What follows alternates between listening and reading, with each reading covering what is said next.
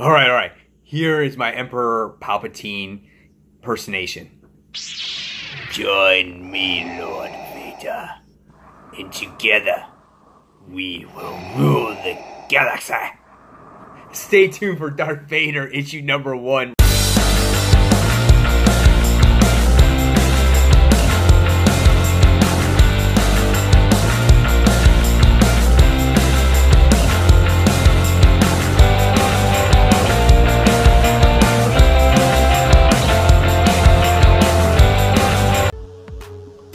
Yes, Frontline fans, welcome back to Comic Frontline. I'm Mike Spider Slayer, getting ready to bring you that all-important comic book review so you, the fans, can make a decision on what comic books to buy. And yes, we're talking about the second volume of Darth Vader. This series is written by Charles Soule, and the artwork is done by Giuseppe Comicoli. Now, first things first, with the new writer, I'm happy, and I'm hopeful that this is the series that I was expecting from the last Darth Vader series. And so I'm happy Charles Soule has taken on this project. Next thing is the artist. Former artist of The Amazing Spider-Man, Giuseppe Comicoli. Now, what I disliked about the artwork in the last series is that Vader felt so stiff in the previous volume.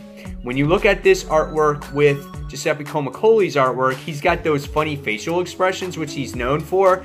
But the other thing is that his characters just seem like when he draws them, they're more flexible, you know, and they're not so stiff. So that's what I liked about this artwork as well. The coloring was really cool, and some of the paneling layouts were really nice when you see Vader in action in this book as well. So, let's talk about this story. So, the first thing is it opens up just like any other Star Wars book a long time ago in a galaxy far, far away. And the next thing we wind up seeing is that it introduces you to the title page, and it says Star Wars Darth Vader. And what's cool about this book is that it takes place literally right after Revenge of the Sith. Like, the moment after the movie would end. So you see Darth Vader, he rises from that table when he first got his armor on, and the last thing he sees is Padme when Palpatine says, "You lost her in the darkness, Vader. I am sorry, my friend."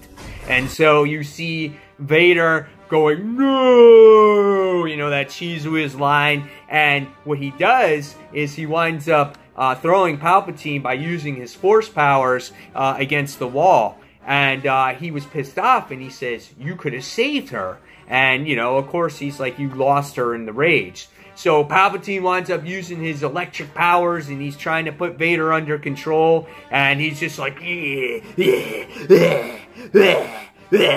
and then finally he sits there and he gets Vader under control, and he goes, "If you do that again," he's like, "I'll do what Kenobi couldn't do, and that is finish you." So what happens in the particular issue is that we get to see the Galactic Empire. They have their rule. They celebrate that they won against the Jedi. They take all the lightsabers. They dispose of them. And it was really cool to see all that. And we get to see them all celebrating and whatnot. And so Palpatine makes it this thing saying that a Sith has to earn their lightsaber. It's not given to them like the Jedi does. And so what happens is they have to actually physically take the lightsaber, and they have to kill the Jedi and make the Kyber crystal a crimson red. And that's how they earn the lightsaber. So what happens is Palpatine takes Vader to the mid-rim, I think it was, and he drops him off there to go find a Jedi. And they're very rare because they extinct pretty much all the Jedi out there. And so they had this ship for him, and somehow it was stolen. Now, which was really cool in this book is when Palpatine drops him off, and you get to see a point of view from Vader's helmet on how he can change his vision and how he can see things. So I thought that was really cool to see that point of view. when Vader finds his ship, he sees a bunch of smugglers there, a couple smugglers, and he says, "That is mine." And so all of a sudden he starts using his force powers, he starts throwing shit at these bad guys, and he just starts dropping them like flies, and he basically kills them, and that was the end of the particular main story. And then you get this cute little backup story that's called No Good Deed, which I thought was really cool, as Vader constantly gives these orders, but his troops constantly let him down, and he always using the Force choke grip on him. So that was a cute little story as well. So what did I think about this particular issue? I thought it was fantastic. I thought this was a great way to reintroduce Darth Vader into, these readers, because this literally does take place after Episode 3, and you get to see that journey that Vader takes all the way up until a certain point. And I thought it was phenomenally done, because Vader at this point is still, you want to say, yes, he's Sith, but he's learning to be that Sith that Palpatine really wants.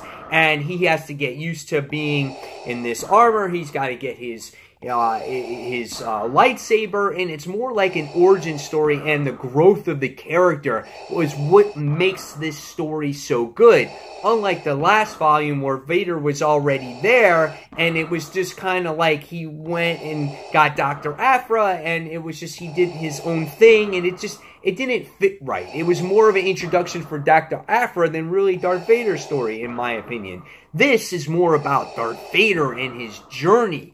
Until we get to that point of, I would think, the New Hope or whatnot. There's so much we can fill in here, and so this was a really good book. I really liked it. I thought Palpatine looked great, Darth Vader looked great. I just thought it was just something you totally wanted from a Darth Vader book. It really immerses you in the book, and it makes you, right away be feared of Darth Vader. These are the first people that he encounters as Darth Vader, and that he kills willingly. And this is before he becomes that known threat to be scared of, So, really great stuff here. So, in the end, I don't really see a flaw in this book for me. It just got me more excited for issue number 2. This is a great way to do a first issue. And being I'm a huge Darth Vader fan and a huge Star Wars fan, I gotta give this one a 5 out of 5. This was awesome for me. This is a great book. So guys, now in the comments below, tell me what you thought of Darth Vader issue number 1. Does this get you pumped for the series? Was this a better first issue than the last first issue from Charles Soule? Guys, leave me those comments below. And what would you like to see out of this series as well? So leave those comments below. And as always, guys, thank you for watching. And until that next comic book review, check out comicfrontline.com. Don't forget to check out our live show each and every Tuesday night, 9:30, 10 p.m. Eastern Standard Time, where we talk about the comics news, our top 5, our most anticipated books, and a whole lot of other crazy stuff. And guys, also, please don't forget to subscribe. And until then, this is Mike Spider Slayer signing off. Thanks for watching, guys. Take care. Bye.